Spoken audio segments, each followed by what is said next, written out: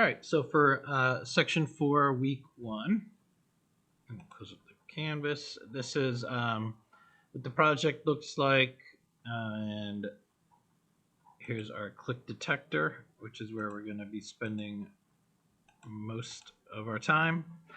And I'm really going to be upgrading these painted objects. We're going to have talk about creating more complicated prefabs.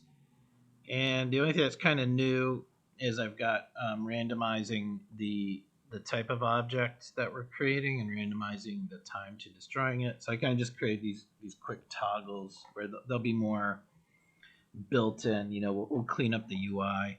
So for this week, we're focusing on making the prefabs more complicated, having multiple like game objects nested under a root. Next week will be more about animating them. And then the third week is just cleaning up everything, really wrapping up the UI. So if I click play,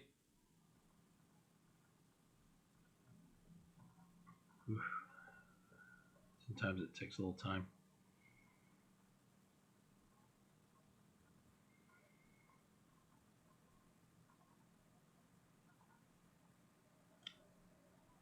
Almost. It was just running just fine, just last class. Okay, here we go. So I'm painting my stroke. Right now, these are just simple objects because I don't want to get complicated objects because it might be hard to see.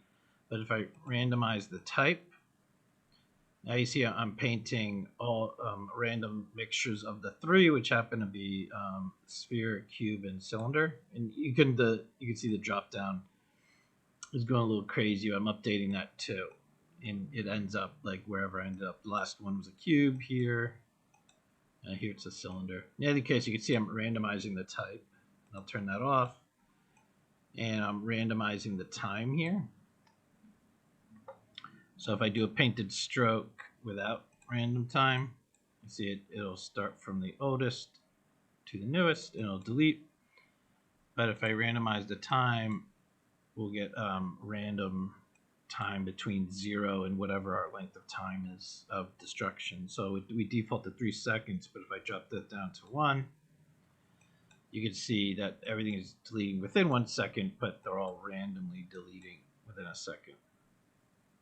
So if I turn on both, now we have randomizing one of the 3 prefabs that we're creating, and we're randomizing the amount of time that everything gets deleted or destroyed from 0 to whatever our time to destroy is. Right now I shortened it, so it's like a little funner to look at. It's like 1 second. But in any case, this is everything that we have to cover as far as like the UI. And we'll get there. But first off, what we're going to create is a more elaborate prefab. So right now, if I bring in one of the prefabs that we've created, maybe my sphere, it's just one game object. If you remember, a prefab is just a game object or a collection of game objects that's saved to your hard drive. Here it's just one game object. Remember, we had to be on a painted object layer so that we know, like, oh, this is something we've created, so that if we right click to destroy, we don't destroy parts of our clock. We know that we're right clicking on a painted object. And then we have our mesh render. So we have a mesh filter. We're not really getting into that in the class. It's more the geometry data you don't have to worry about. But the mesh render we are familiar with because there's a material. And then we upgrade the material. And we're going to want to make sure that we have a collider on there. Now this is a simple prefab, just a simple one game object. But let me walk you through how to create a more elaborate painted object. So I'll start with creating an empty object, and I'm just going to call it something like my Prefab02, just because I created one last class. And to start off with, the transform, let me zero that out. Let me reset the position there. So it's just centered up in our center of our virtual world. And there's nothing else. We don't need to put on a layer or anything because there's nothing on it. It's just like a container. It's a house. It's just an empty parent game object that we kind of put stuff underneath. So once we create that, let's just say I'll create a cube and a sphere. And so I'm going to take the two of these. I'm just going to reset their position. Just put them in world space 0. You don't have to, but it's just nice. Everything's centered up dead center. What's really important is that the parent is just zeroed out. But I'm going to offset the cube a little bit. Maybe offset the sphere. I'm just working in the X and Y plane just because Z is toward the camera. You can do what you want. But I'm just putting the cube and the sphere just a little offset from each other. And they kind of cover each other a little bit. And whatever. It's up to you. This is your building, your own complicated prefabs, your own expression, your own creativity. Go for it. So what's important to note is that they're not sitting dead on top of each other. Otherwise you wouldn't be able to distinguish the two of them. So they're offset a little bit. And they're all underneath the roots. They're all underneath the main prefab game object. So now it's like a collection of game objects. So what's fun is when you move the root, everything comes along. All the children move along with it. They inherit the transform changes. So cube, we have our render. That's great. You have a collider that's the same shape and size of this geometry. It's great. But we do have to add the painted object layer. We do have to make sure it's on the correct layer so that we can recognize it and delete it when we need to. And it has a default material. So I'm just going to go ahead and use one of our materials that we were creating a few weeks ago. Any of these are fine. These are just from this semester. But if you just remember, it's a standard shader. It's on transparent rendering mode. And what we're going to end up changing is the albedo, the base color, and emission needs to be turned on because we're going to change this emission color too. You can set the emission color in this main color to whatever you want because this gets overridden when we create our stuff. So I'm going to put onto the cube, put onto the sphere. So the sphere has the updated material now too. It has our collider, that's great, and it needs to be on painted object layer.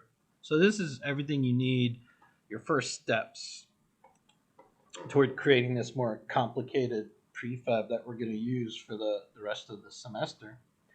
Next week we will be adding an animator component here, and I'll be walking through how to create animations, but we're not doing that this week.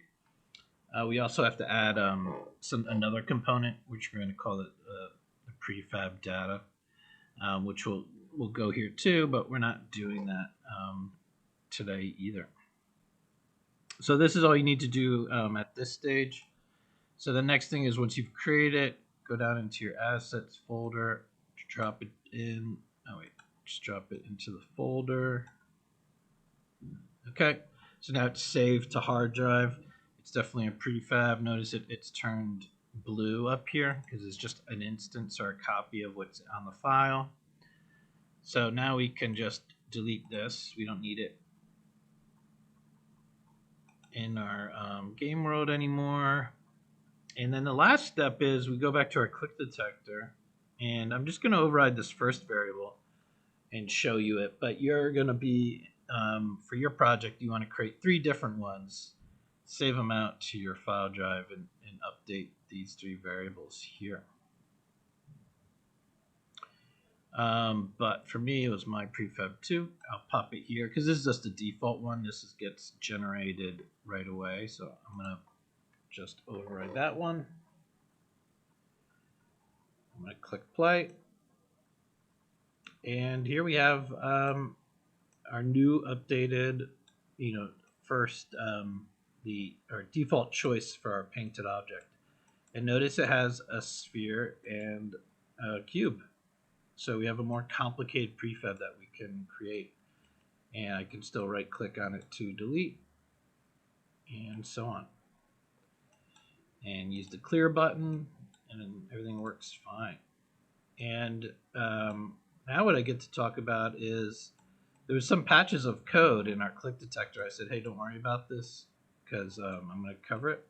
So now this week we can cover it. So why does, oh, interesting.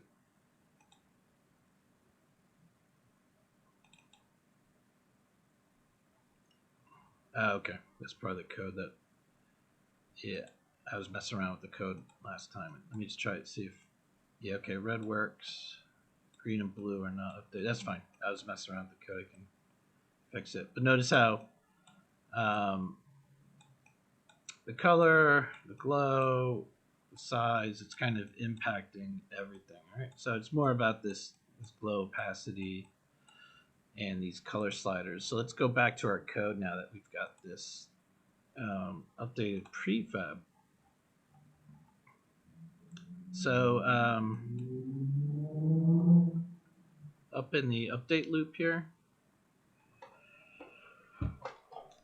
All right, so this part, we're gonna ignore this part. This was me for like quick debugging, so I could just have like these hotkeys and start experimenting with stuff. Just ignore that.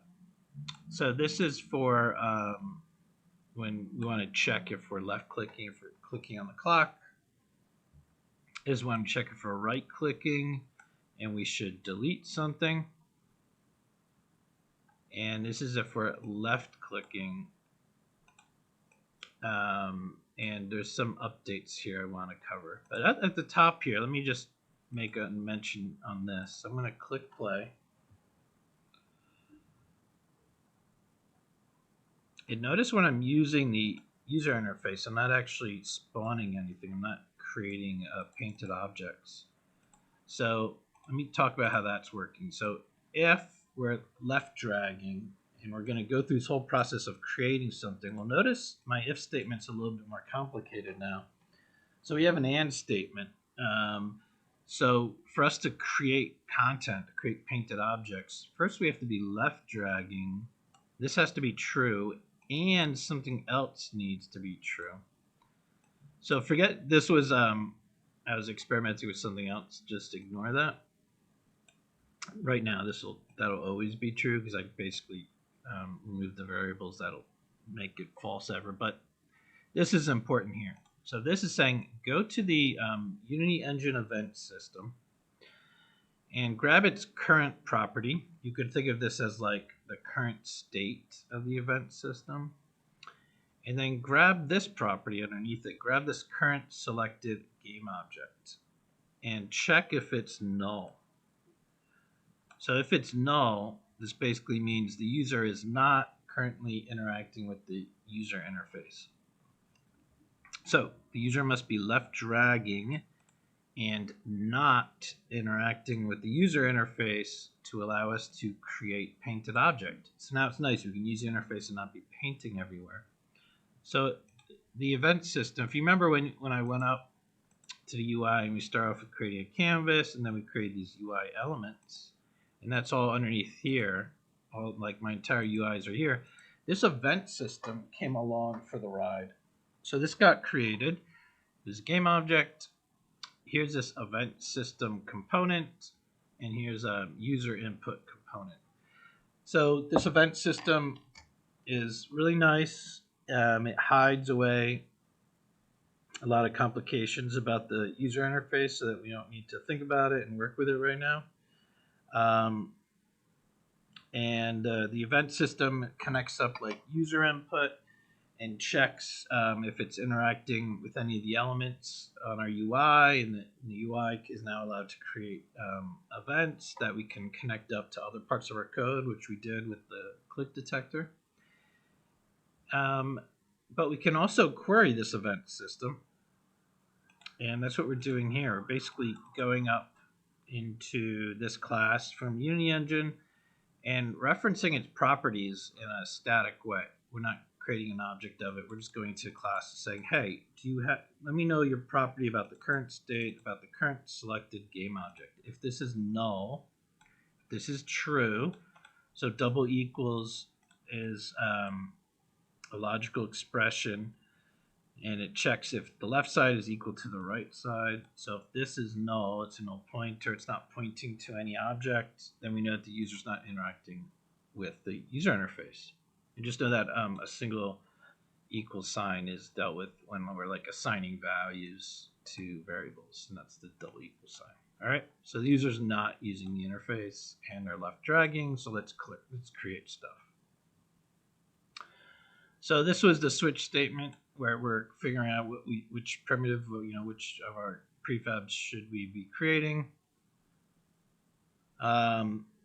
This was dealing with the scale, like how much we're messing around with the scale based on how quick the user's mouse movement is. And I was talking about this section of code about 2 weeks ago before we took the quiz. And this had to deal with, let's take a look, whatever we just created, if there's a render, if this is not equal to null, meaning there's a render component, let's create a color, let's assign the color to the render as material, let's mess around with creating an emission color, and let's assign that emission color to the material. And then I said, okay, ignore this for each loop. All right, because we'll cover this next time. So when you have a simple prefab and you grab a reference to it and you're checking the component and there's only one game object, that's pretty easy. Just give me the game object, check if there's a render component on it. If there is, we can create some color and emission color. Else, do nothing. But now we also have to check the children game objects. We have to loop through them and see if they have renders as well. So now we can go through this code.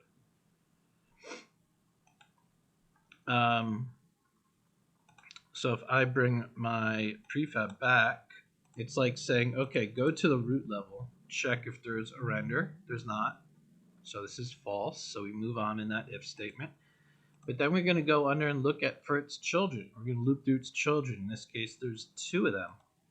And this one has a render component, and this one has a render component. So we'll end up doing the code in this for each loop twice. So now it's like for each, look through this primitives transform. Here at this level, look into this transform. This is where we look at references for children and parents.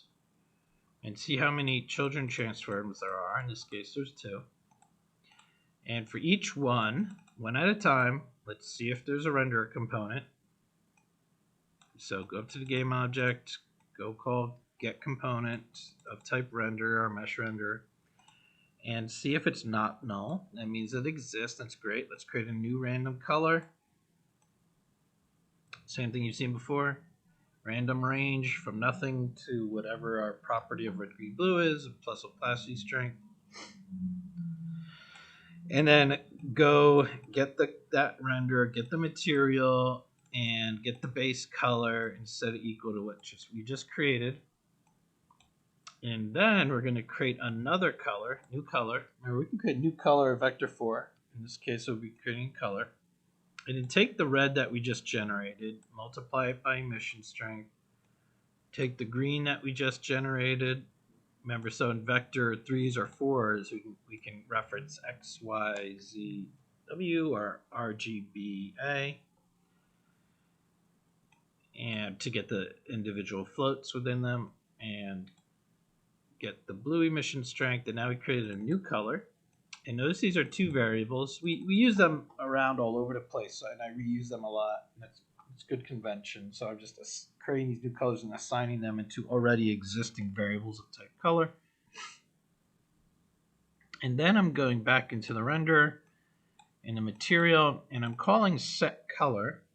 And I'm saying, well, which property of our shader do we want to update? The emission color. And I'm passing in that variable so that it knows what the color. So color, the base color, is referenced so much that we almost have a little shorthand way. We have this little property called color, and we can get it and set it. Here we're setting it. But for everything else, we have to call set color, and then for color as well, it would just be like underscore color. It would look like that. And I'm going to show you in a second where this is coming from. So if I go up to the shader, so material, remember, is like a wrapper of a shader. It's like you can reference the same shader many, many times in many different materials, and you can tweak these exposed properties to your heart's content to get the look of it. But if I click Edit on Shader, this is showing some more details about that underlying shader. Now we're not going to go in and look at the shader code, but I do want to take a look at these properties, and these should look familiar, like underscore color and underscore emission color. So these are all the properties that are exposed of the shader that you can tweak whenever you assign a material to it. And on the right hand side, these are like the descriptions of it. And there's quite a bit of stuff you could tweak with the standard shader. And it's exposed out here in your material in this nice little GUI. But behind the scenes, it is a property. It is a variable with a name. And that's just so you see that when we say, hey, we're passing in underscore color or underscore emission color, it's referencing different properties of this shader. And you can just check what they are getting, or you can update them. You can change them with a set. And so that's why it's called set color as a method, and there's get color as well. And we're saying set the color. Which color? The emission color. And what are we setting it to? And this is. And so you'll see also in the code I could say, hey, set color underscore color, the base color. But just know you can also use this shorthand property for the same way. And underscore. So we talked about like camel case and Pascal case when we're writing out these like variable names or class names, and we don't have to use spaces, and the capital letters help us read each word. And these variable names just have an underscore in front of them, and so you might see this too in other people's code, and it's something to get used to. And sometimes it means it's a member variable, like this belongs to a certain object or class. Usually means it's a private member variable. It's a field, not a property. So when you see that, or when you're writing your code, it's sometimes helpful to be like, oh, this is private, and it's not going to be available elsewhere. Or in this case, it's a property, and I can reference it. But in any case, just know that this underscore is sometimes a convention you'll see in other places. This is commented out is about the prefab data. This will get into, we're going to have to create another component, script component, but we'll get into that later. And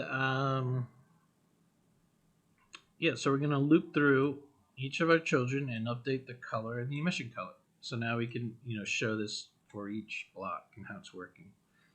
So the animator part here, yeah, we're going to cover next week.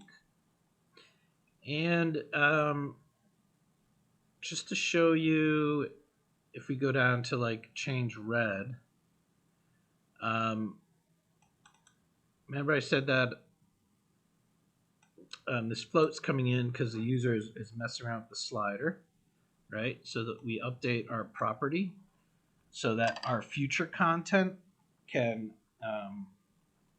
receive this new red or this new green or blue, or even opacity or glow emission, and we can use it for future content. And then usually we're writing back to our UI, we're like updating some text element so that the user knows like where they kind of are in the range of things. And then I said, well, that's great, but what about existing content? And then last sprint I went over this block of code where it's like all these different methods, these public methods that are allowing us to change our properties. We should probably go and update content that's currently existing, right? So for each transform child and transform, this is the transform that we're referring to now. We're actually referring to this click detector, because that's the script is sitting there. So if I paint and I open it up, notice everything is underneath our click detector. But if I open up another one, this is my new prefabs that have children themselves. So let's take this apart step by step. For each transform child and transformer, from the click position manager's perspective, this is like the parent, and the root of each prefab will be the child. So we're going to loop through any that currently exist, and if they have a renderer, we're going to get the color. So here you can see get color, what of type underscore color. And we're going to update the R component, the float that represents red.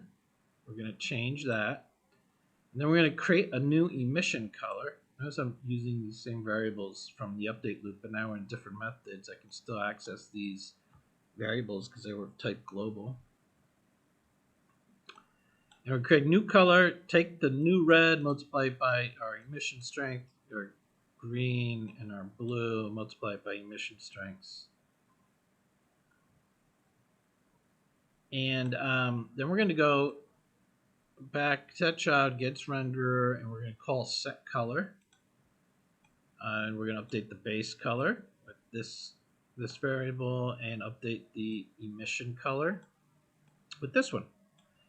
All right, so this is actually stuff we covered from last sprint, but now we've updated our prefabs. In addition to that, we have to check the root of our prefabs. We actually have to go down another level and check the prefab roots child, which in this context is actually parent, child, grandchild, parent, child, grandchild.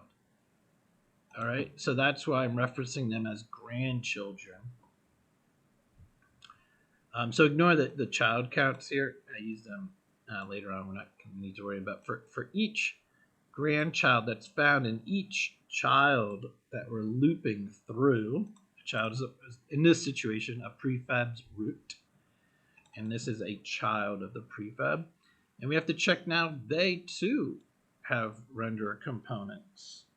Because if they do, we have to do the same thing. We have to go through and get their color and create a new color with a different mixture of red, and then go through and create a new emission color too, based off this new mixture of red. And all of it, the green and the blue, let's get the same updates. Change emission strength. Notice we still have to loop through everything and all of its children game objects. And same with opacity strength. It's the same pattern, basically. Oh, and so I see G and B were referencing the prefab component, which we've yet to discuss. So let me comment that out because we have to get there yet. We have to get there next week. So let me compile the scripts.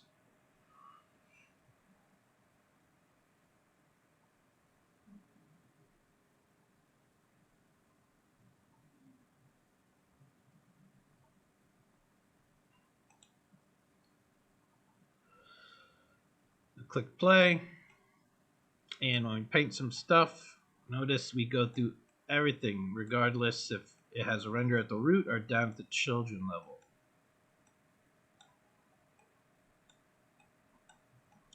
All right, and I will mention that like the colors gets a little funky because the color goes to 0 and it gets kind of like, if you do push it to 0, it gets kind of wiped out a little bit. And so this is why, one of the reasons why I need like this prefab data. I need to kind of remember all this color information and eventually all this animation information we're going to do, because so that we have a little bit of memory on each prefab while we're changing stuff. But we'll fix that next week. Cool. So let's go over these random types and random time. And we're done. So private bool, we had time destroy is on, that's new. We're going to skip these animation ones. And we have is spawn type random and is spawn time random, both set to false. So in our update loop, when we get down into creation, first we check is spawn type random, which will be false, and then we go through our switch statement. But if it is true, this is what we're doing here. So we're doing a random range. We know that we have our shape property of type integer 0, 1, 2 is what we're really interested in. Well, we're going to do a random range from 0 to 2.99, or even you can make a few more nines if you really want to really be safe, but 299 is like more than enough. So what this means is give me a random number with an equal percentage of 0, 1, and 2. So if you notice, random range has min and max is inclusive, meaning whatever you put in as a min and max, it'll be included in our random roll of dice. So we never want threes, because threes don't mean anything for us right now. We just have 0, 1, and 2. So I want, but I can't just say 2.00, because then we'll have like no chance of getting a 2. So if I just do 2.99 or 2.999, we'll have an equal chance. We have a full range of 0s, 1s, and 2s to have a random pick from. But random range returns a float. So we do have to cast it to an int. All right. And when we cast it to an int, we'll get an equal chance of getting an integer of 0, 1, and 2.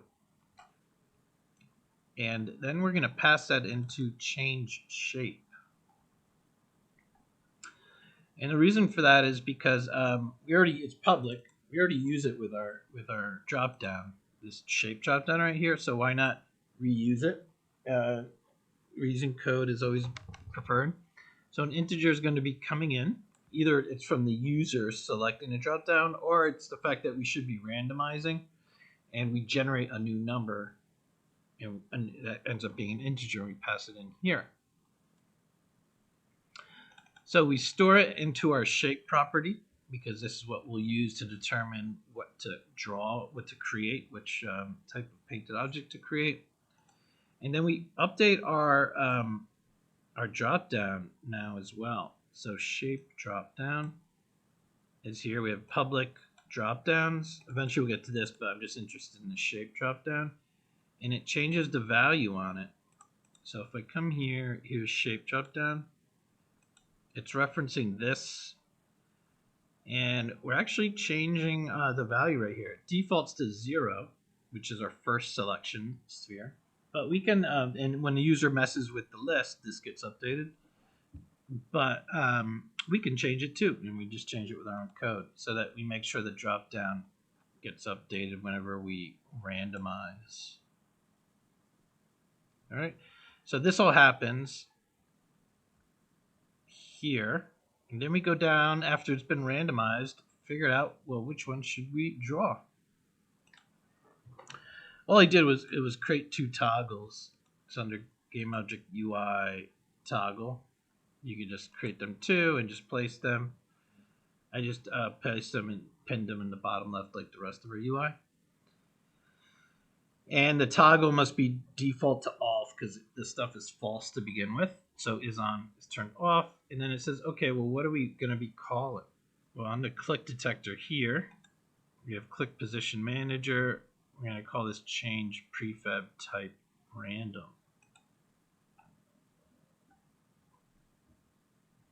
And here it is, public method. A bool will come in, and it's going to change is spawn type random. And that's what we're using up here if we should be running this line of code or not. So that's all the steps we need to randomize type. That's a regular paint stroke, and here's when it's random.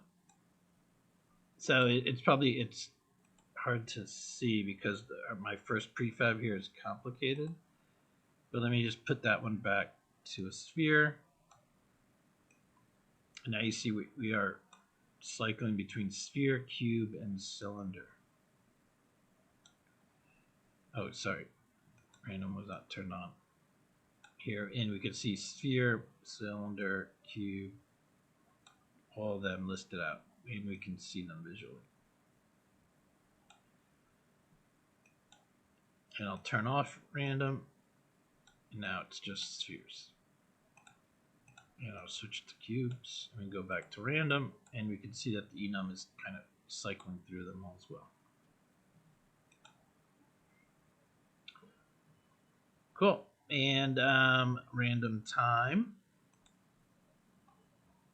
So we have another enum. Is spawn time random. And that's after we end up creating something down toward the bottom. If time destroy is on, which we've always had, now we can say if spawn time is random, what we're going to call destroy. We're going to destroy what we just created. And we're going to put a random range from 0 to whatever time to destroy is. This defaults to 3, but the user can change that slider. It can be 1, 2, 3, 4, or 5. And if we're not doing random, we do this else, and this is what our code was before. We just destroy at whatever time. So when we create our toggle, we have this method for it. Change prefab time random.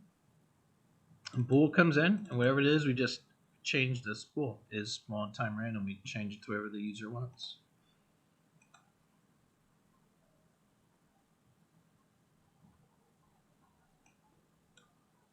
So I'll just drop it to 1 second so it's fast to see, and then turn on random time. Now we're getting a random deletion between 0 and, in this case, 1 second. But I can turn it back to 3. And you can see like our paint stroke is randomly getting deleted. Cool. Well, that's it for this week. So I'll stop the video now.